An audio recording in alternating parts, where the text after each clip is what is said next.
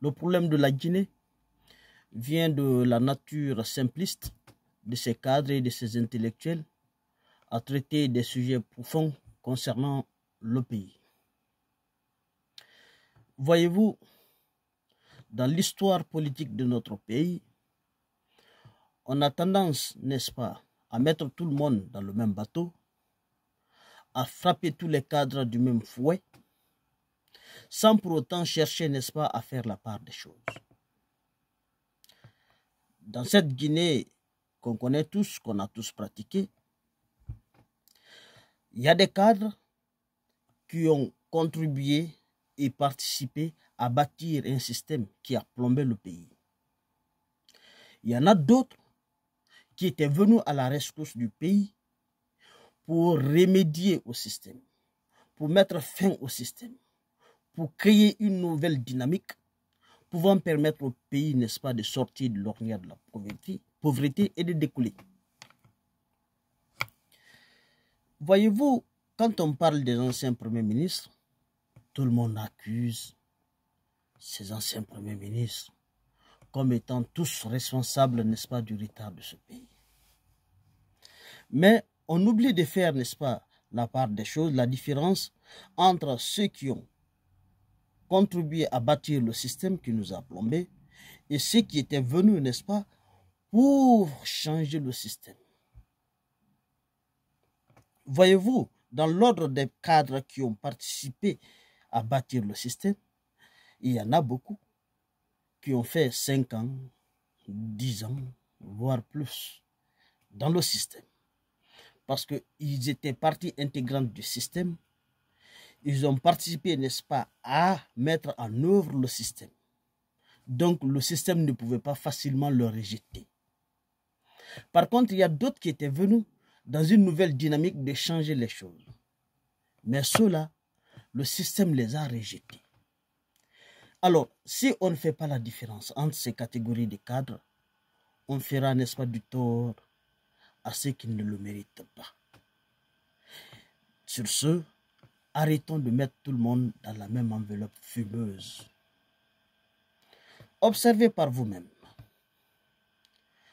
Le système instauré par le régime du feu président Lansana Conté, paix à son âme, est un système qui a perduré de 1984 à 2008. De 1984 à 2007, il y avait un système qui était là. Ce système avait fait que la population, en janvier-février 2006, était descendue, n'est-ce pas, dans les rues pour demander, n'est-ce pas, un changement. Cette descente dans les rues de la population avait occasionné des morts.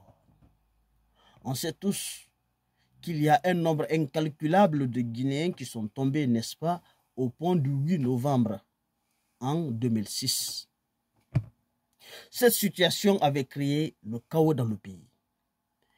Une crise incommensurable. C'est fait que les syndicalistes qui étaient au devant de la manifestation ont exigé, n'est-ce pas, au feu président Lansana Conté de faire en sorte que le système change et de promouvoir un nouveau Premier ministre. C'est dans cette optique que Conté céda. Il a accepté, n'est-ce pas, de nommer un nouveau Premier ministre. Mais à condition que ce Premier ministre soit son choix à lui et non le choix des syndicalistes. Alors, en guise, n'est-ce pas, de concession, il a demandé aux syndicalistes de lui faire la proposition de 5 cadres. Et ces 5 cadres étaient des cadres qui étaient loin du système, qui n'étaient pas dans le système. D'autres qui étaient au-delà, n'est-ce pas, de nos frontières, qui étaient à l'international, qui travaillaient dans les institutions internationales. Sur cette liste de 5 personnes, de 5 cadres guinéens qui évoluaient à l'international, Conté a fait le choix de Lansana Kouyaté. C'est Lansana Kouyaté qui travaillait, n'est-ce pas, dans la francophonie, a dû démissionner. Je dis bien, il a dû démissionner de la francophonie pour venir à la rescousse de son pays. Parce que son pays traversait une crise. On le sait tous, nous qui avons eu la chance, n'est-ce pas, de sortir du pays. Quand on entend, n'est-ce pas, des remous-ménages dans le pays, qu'il y a des crises, qu'il y a des manifestations sanglantes, évidemment, on n'est pas tranquille. Et un bon patriote, si l'État nous fait appel et qu'il a besoin de nos services pour venir mettre fin, n'est-ce pas, au chaos qui règne dans le pays, il est de bonne loi. Il est de notre devoir, n'est-ce pas, de revenir à la rescousse du pays. Et c'est ce que Kouyaté a fait. Kouyaté n'était pas un citoyen lambda à la recherche de poste, non. Il occupait déjà une fonction de haut cadre international à la francophonie. Il a renoncé aux avantages, aux privilèges de cette fonction pour venir remédier, n'est-ce pas, aux problèmes qui sévissent dans son pays. Et quand on sait que c'est un cadre qui a participé, n'est-ce pas, à la résolution de beaucoup de crises dans beaucoup d'autres pays en tant que médiateur, il serait quand même un petit peu gauche qu'il ne vienne pas dans son pays, aider son pays à sortir d'une crise, alors qu'il le fait dans d'autres pays. C'est ce qu'a fait le monsieur. Il décide de revenir dans son pays. La première des choses était quoi? Était d'abord, n'est-ce pas, de calmer les ardeurs, inviter les uns et les autres au calme, gérer, n'est-ce pas, la crise sociale, la crise politique, la crise économique, la crise militaire, parce que lorsqu'il est venu, il y a une mutinerie qui a éclaté. Il devrait faire face à tous ces problèmes. Mais entre nous, honnêtement, n'a-t-il pas réglé ces problèmes? Parce que lorsqu'il est venu, les syndicalistes se sont calmés. Il a eu 2 mois pour mettre son gouvernement en place. Il a mis son gouvernement en place avec un gouvernement clé qui était le gouvernement de la réconciliation. Parce qu'il fallait réconcilier, n'est-ce pas, l'État guinéen avec la population et réconcilier la population avec elle-même. Ce travail a commencé. Et comme je l'ai dit tantôt, entre-temps, il y a eu la crise des mutins. Les militaires à la tête, Claude Pivy, sont descendus, n'est-ce pas, dans les rues pour revendiquer leur arriéré de salaire qu'ils appellent communément bulletin rouge. Et ce problème est un problème qui remontait à 1996. C'est un vieux problème que Kouyaté est venu trouver sur place. Que devrait-il faire? L'administration est à une continuité. Il doit forcément hériter des charges, des problèmes laissés par ses prédécesseurs. Il devrait absolument régler ce problème. Mais c'est ce qu'a fait le monsieur. Mais dans une situation de crise inflationnelle, de crise économique, parce qu'il est venu trouver que l'inflation en Guinée était de l'ordre de 42%. Il n'y avait pas d'argent dans les caisses. L'État recourait à l'époque à la planche à billets, c'est-à-dire on partait fabriquer nous-mêmes nos billets. On en fabrique pour pouvoir payer au moins les fonctionnaires, pour pouvoir faire face aux charges de l'État. Nonobstant, n'est-ce pas, les conséquences qui pouvaient découler de cette pratique. Mais Kouyaté est venu, il a redressé les choses. Le taux d'inflation qui était de l'ordre de 42% a été revu à la baisse. On s'est retrouvé, n'est-ce pas, avec 12% de taux d'inflation. Quelle prouesse! En moins de 15 mois. Kouyaté n'a même pas fait 1 an et demi. Hein. Parce qu'il est venu avec une nouvelle mentalité. Il était venu, n'est-ce pas, pour changer le système. Mais le système l'a rejeté. Ceux qui étaient, n'est-ce pas, autour du feu président Lansana Conté l'ont induit en erreur. Le soufflait les choses à l'oreille. Lui disait attention, c'est monsieur qui est venu, avec l'élan qu'il a pris, si on ne fait pas attention, il risque de prendre ton fauteuil. À force de parler au feu général Lansana Conté, les ont dit, les rumeurs, les calomnies, les diffamations auprès de lui ont eu raison de lui. Il a fini, n'est-ce pas, par céder et à faire partir Kouyaté. Mais bien avant ça, en 15 mois, qu'est-ce que Kouyaté a fait? comme je l'ai dit tantôt, il a réglé le problème, n'est-ce pas, des mutins. Un problème qui remontait depuis 1996. Et donc, chaque militaire guinéen devrait toucher quand même une pactole. C'était de l'ordre, n'est-ce pas, des millions par soldat. Sans compter les officiers qui en ont touché, n'est-ce pas, des dizaines de millions. Alors, imaginez le nombre de militaires dans l'armée guinéenne. Ils sont beaucoup. Si chacun doit toucher des millions et des millions, combien toucheront l'ensemble des soldats guinéens dans un pays en crise, où il n'y a pas d'argent, où il n'y a pas de devises, où l'État procède à la planche à billets? Il fallait de la magie. Il fallait une prouesse extraordinaire pour régler ce problème. Et ce problème ne pouvait être réglé que par un Kouyaté, honnêtement. Parce qu'il a une capacité de mobilisation des ressources que les autres leaders politiques, les autres cadres et anciens premiers ministres n'ont pas. Et donc, il a mis sur la table sa crédibilité à l'international. Il a mis sur la table son carnet d'adresses à l'international. Il est parti vers les bailleurs de fonds, les institutions de Bretton Woods, la Banque mondiale, le Fonds monétaire international. Il les a attirés vers la Guinée. Il les a rassurés. Il a pu mobiliser les fonds pour régler ce problème. C'est ainsi que le problème, n'est-ce pas, des bulletins rouges a été réglé. Ça a été réglé au temps de Kouyaté et par Kouyaté. En moins de 15 mois. Sur le plan économique, comme je l'ai dit tantôt, il a réduit le taux d'inflation. À l'époque, le dollar était à combien? 2000. 1 dollar. 100 dollars était l'équivalent de 200 000 francs. Suite à la réduction du taux d'inflation. Parce que c'était au-delà de ça, c'était dans l'ordre, n'est-ce pas, de 800 000 francs, 100 dollars. Mais Kouyaté est venu, il a réussi, n'est-ce pas, à réduire le taux d'inflation. On s'est retrouvé avec 200 000 francs pour 100 dollars. C'était une prouesse extraordinaire. Il faut le lui reconnaître ça. Soyons honnêtes intellectuellement. Soyons honnêtes intellectuellement. C'est très important. Parce que si on ne fait pas la promotion de ceux qui ont été honnêtes vis-à-vis de ce pays, on risque de ne pas encourager d'autres personnes qui veulent aller dans ce sens.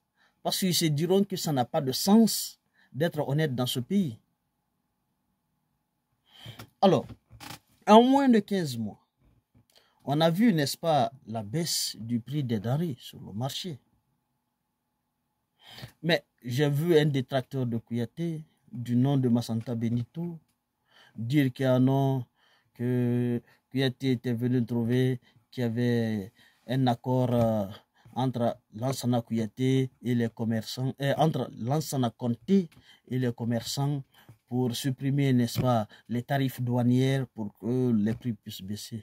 Mais non. Si tel était le cas, qu'est-ce qui explique alors la baisse de l'inflation? Parce que l'inflation est monétaire. Quand l'inflation baisse, ça veut dire que la monnaie prend de la valeur. Pour que la monnaie puisse prendre, n'est-ce pas, de la valeur, il faut la création, n'est-ce pas? Il faut la création non seulement d'un cadre économique, d'un environnement économique fiable, il faut la création de l'emploi, il faut la création des ressources. Parce que plus un État a des réserves en devises, plus il maîtrise la monnaie, plus l'inflation est contrôlée. Et pour avoir des devises, il faut bien entendu être en mesure, n'est-ce pas, de créer des situations pouvant permettre d'obtenir ces devises. Avoir en contrepartie des devises nécessite bien sûr l'exportation, pardon. C'est-à-dire plus on exporte, plus, n'est-ce pas, les produits qu'on exporte sont achetés en devises et en contrepartie, on gagne en devises. Donc, c'est pour vous dire tout simplement que l'argument avancé par ces farfelus ne tient pas du tout. Ça ne tient pas du tout. c'est des affabulateurs, des diffamateurs, des gens qui ne visent que leur intérêt à eux, qui ne pensent pas à la Guinée et qui s'en prennent à tout ce qu'ils veulent, n'est-ce pas, le bonheur de ce pays, chose qui est vraiment déplorable. Alors, fermons cette parenthèse.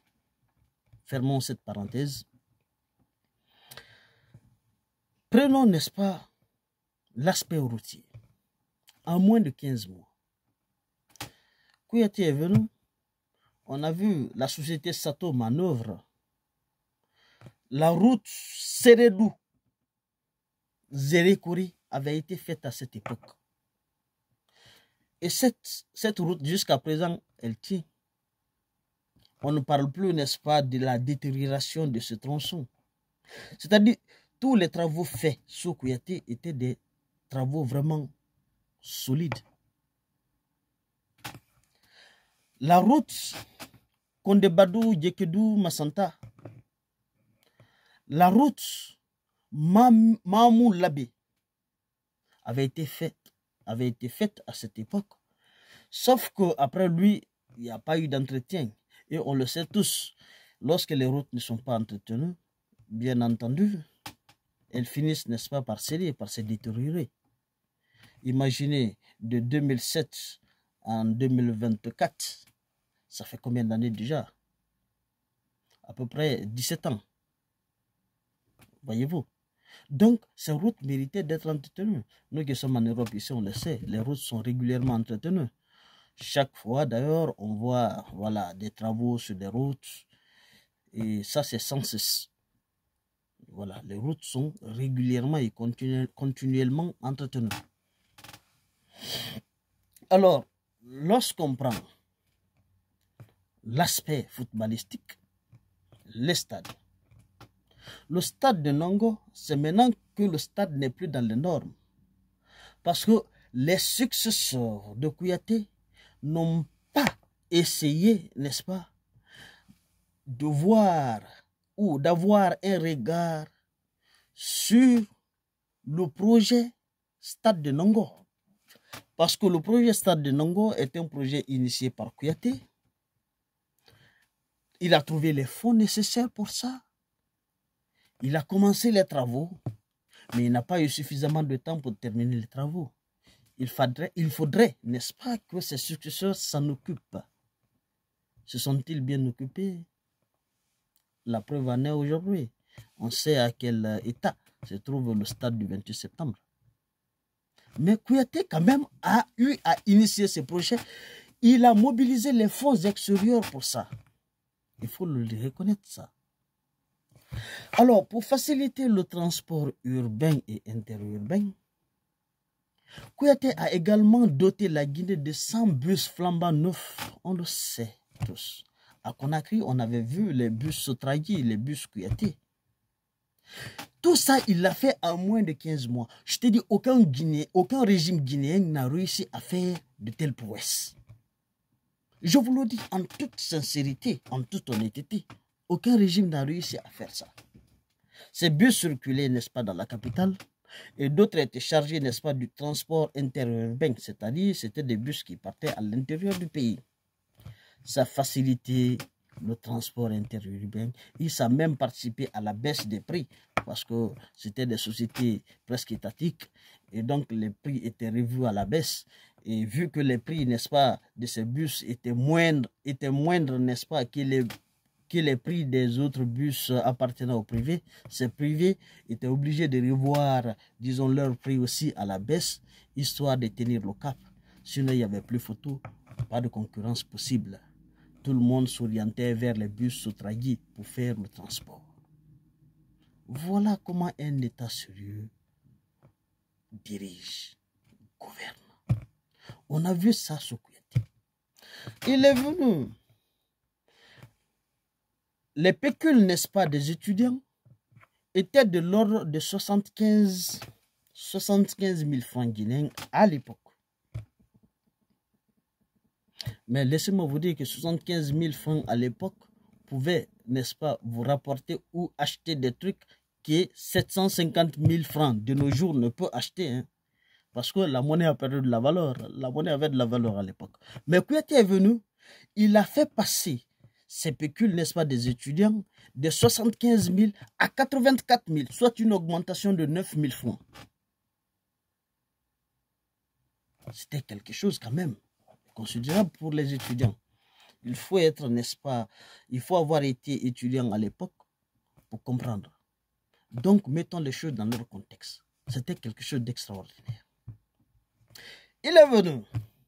Beaucoup d'étudiants sortant d'université, des diplômés bien sûr, étaient au chômage. Il organise un concours. Il recrute 10 000 jeunes à la fonction publique.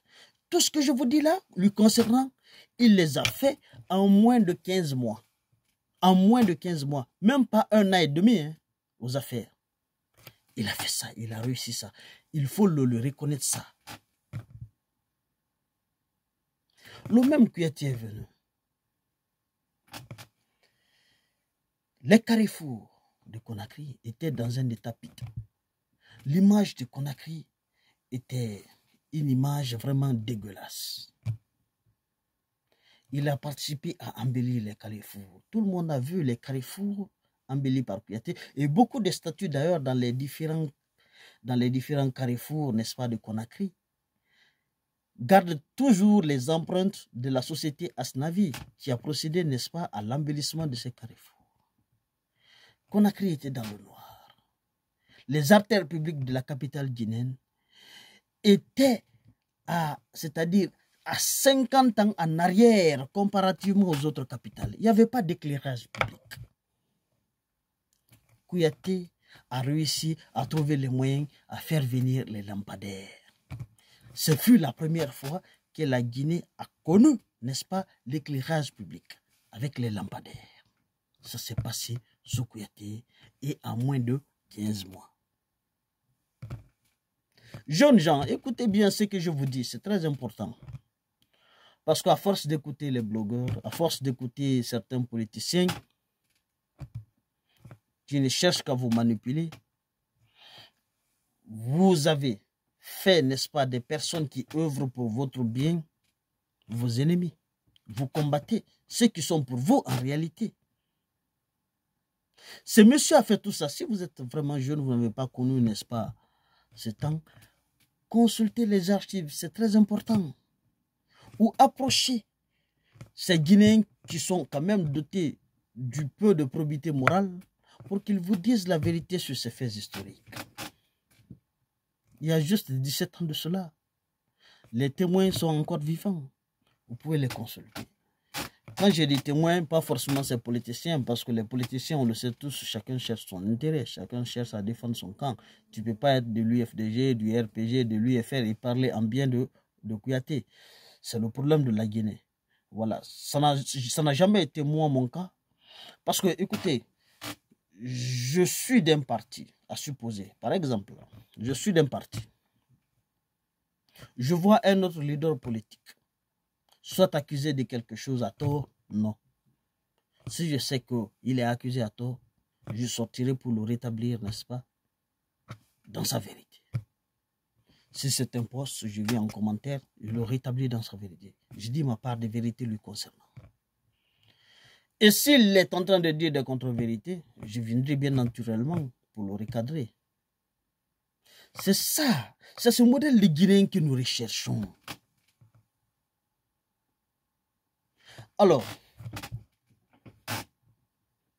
parlons d'autre chose.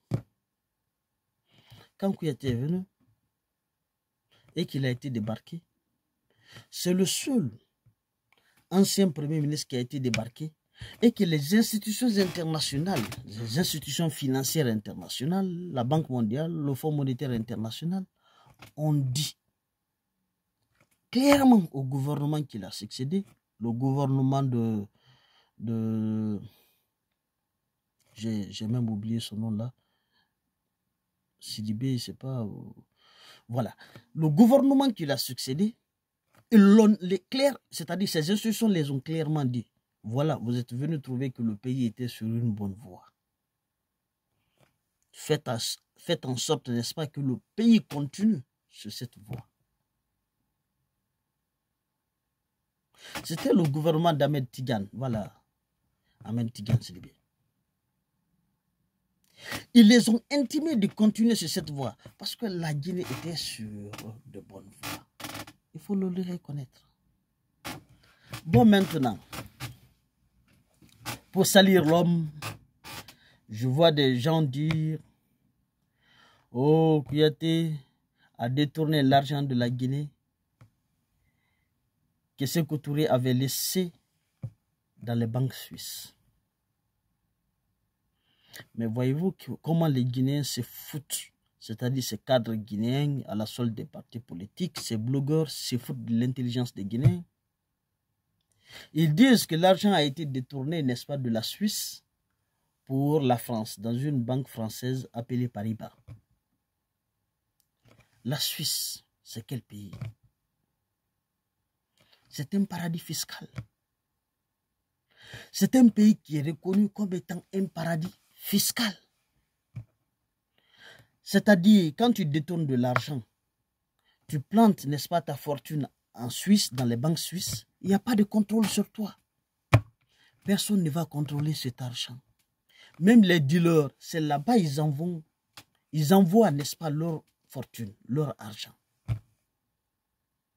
Ceux qui détournent dans les pays, c'est là-bas ils s'en vont. Paul Biya, tout son argent, c'est là-bas. C'est là-bas d'ailleurs qu'il réside la plupart de son temps. Il n'est presque pas au Cameroun, mais c'est là-bas. Tout le monde sait que quand tu plantes ton argent en France, si c'est de l'argent mal acquis, bon sang de Dieu, d'un moment à l'autre, il y aura des révélations te concernant et tu risques même de faire la prison en France pour détournement de fonds. On a vu des cas comme ça qui font lésion. Le cas récent, c'est le président tchadien. On a vu le cas, n'est-ce pas, du fils de Théodoro Obiangema. Donc, quand des gens viennent s'asseoir devant vous pour vous dire que quelqu'un a pris de l'argent en Suisse pour l'envoyer dans une banque française, si vraiment cela s'est passé, ça veut dire que cette personne n'était pas dans l'optique de détourner, parce que ce n'est pas possible. Ça relève, n'est-ce pas, du surréaliste, C'est pas réel, c'est pas possible. On veut détourner, on prend de l'argent en Suisse pour l'amener en France, c'est bête, c'est dingue. C'est-à-dire on prend l'argent dans une banque reconnue comme paradis fiscal, dans un pays reconnu comme un paradis fiscal, pour ramener dans un pays où il y a un contrôle strict sur tous les revenus. Vous voyez comment les gens se foutent de votre intelligence? Demandez à tous les économistes de faire, n'est-ce pas, la cartographie des pays qui sont appelés paradis fiscaux. Tu ne verras pas la France dedans. Mais bien sûr, il y a la Suisse en tête. Mais toi, tu vas prendre l'argent volé en Suisse pour ramener en France. C'est seulement en Guinée qu'on peut vous raconter, n'est-ce pas, de telles bêtises. Alors, on vous parle aussi du projet coton. Vous voyez comment le Guinéen est méchant. Les responsabilités dans un gouvernement sont partagées, vous le savez. C'est pourquoi il y a des départements ministériels. Le premier ministre est là pour coordonner. Chaque ministre est responsable de son département. Quand il y a détournement, n'est-ce pas, dans un département ministériel, c'est le ministre qui endosse la responsabilité. Mais bien sûr. Si celui-là est poursuivi aujourd'hui, n'est-ce pas, pour l'affaire de Air Guinée, c'est parce qu'à l'époque, c'est lui qui était ministre des Transports, en charge, n'est-ce pas, bien entendu, de l'aéroport, des avions et autres. S'il y a d'autres ministres aussi qui sont poursuivis, ils sont poursuivis dans le cadre de l'exercice, n'est-ce pas, de leurs fonctions ministérielles, des actes qu'ils ont posés en tant que ministre. Mais Kouyaté, lui, on l'accuse d'un projet dont il n'était pas, n'est-ce pas, le responsable. Lui, il est Premier ministre. Le projet coton, qui est, n'est-ce pas, du ressort du ministère de l'Agriculture, on l'endosse ça. On oublie, n'est-ce pas, le ministre de l'Agriculture, on dit que c'est Kouyaté. Combien de projets d'agriculture en Guinée ont échoué? Ce n'est pas parce qu'un projet que vous avez initié a échoué qui fait de vous, n'est-ce pas, un responsable de détournement. vous pouvez mettre tout le paquet. C'est-à-dire, vous initiez un projet, vous débloquez des fonds, vous mettez le paquet, tout le paquet, n'est-ce pas, dans un projet, mais et que ce projet échoue. C'est comme un investissement. N'avez-vous jamais échoué dans vos investissements, dans vos différents investissements? Même ceux qui sont considérés comme étant les modèles de réussite en termes d'investissement, ils ont échoué dans beaucoup d'investissements. Ce n'est pas parce que tu as échoué, n'est-ce pas, dans un investissement étatique qu'on doit dire que tu as détourné de l'argent. Alpha Condé a envoyé combien d'engrais pour que la Guinée soit autosuffisante du point de vue agriculture? Ces engrais nous ont mené où? Ça n'a pas été un échec. Pourquoi on ne dit pas qu'Alpha Condé a détourné de l'argent par rapport à ça? Pourquoi on ne dit pas que les ministres d'alors ont détourné de l'argent par rapport à ça? Voyez-vous comment le Guinée est injuste? Voyez-vous comment le Guinée est injuste? C'est cette injustice-là qui fait qu'on, c'est-à-dire, on est loin de sortir de l'ornière. Sincèrement, rétablissons ceux qui ont été justes vis-à-vis de ce pays dans leur justice. Ceux qui ont fait du mal, il faut les condamner pour que le pays puisse aller de l'avant. Sinon, ça n'encourage pas les futurs bienfaiteurs de ce pays à continuer dans le bien. Je vous dis honnêtement. Je vous dis honnêtement. Alors, parlant, n'est-ce pas, de l'argent de Kadhafi. Kadhafi, on dit que Kadhafi est venu, il a donné de l'argent à la Guinée et que cet argent a été détourné. Kadhafi a eu à donner de l'argent à Sarkozy. Mais on le sait tous. Comment on l'a su? Il l'a dit. Comme pour dire que l'homme, quand il fait un geste, il le dit.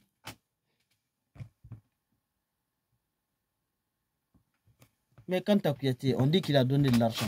Mais Kadhafi n'a aucunement dit qu'il a donné de l'argent à Kouyaté pour la Guinée et que cet argent a été détourné. Mais si d'ailleurs, à supposer, c'est une réflexion intellectuelle hein, que je vous amène à faire là. C'est un exercice intellectuel que je vous amène à faire. Si vraiment Kadhafi avait donné de l'argent à Kouyaté et que Kouyaté avait détourné cet argent, quelle aurait été l'attitude de Kadhafi? Parce qu'on ne donne pas de l'argent à un pays sans être regardant sur le projet pour lequel, n'est-ce pas, vous avez donné de l'argent. Si ce projet n'est pas exécuté, évidemment, vous perdez toute crédibilité auprès de la personne qui vous a donné de l'argent. N'est-ce pas? Très bien. Les faits se sont passés en 2007. Kouyaté vient en 2010, il devient candidat. Mais qu'est-ce qu'on constate? Il a le soutien de Kadhafi. Ça ne vous dit pas quelque chose? S'il avait détourné l'argent de Kadhafi, comment ce même Kadhafi peut venir, n'est-ce pas, le soutenir? Ça ne va pas chez vous. Soyez raisonnable un petit peu dans ce pays. Soyez raisonnable, soyez des personnes réfléchies. Tu as donné ton argent dans un premier temps à quelqu'un pour la réalisation d'un projet. Ce projet n'a pas vu jour, ce projet n'a pas été réalisé. Mais tu t'obstines à soutenir la personne, à revenir soutenir la personne. Ce n'est pas logique, ce n'est pas cohérent. Donc, voyez-vous, parfois il y a des raisonnements des détracteurs de cet homme qui relèvent, n'est-ce pas, d'une absurdité que seuls les sots, les idiots, peuvent vraiment gober, peuvent l'accepter. C'est irréfléchi, irrationnel. Donc, en gros, chers frères et sœurs, c'était le message à vous faire passer aujourd'hui. Ça sont raison gardée, faisons la part des choses. Apprenons à faire la part des choses.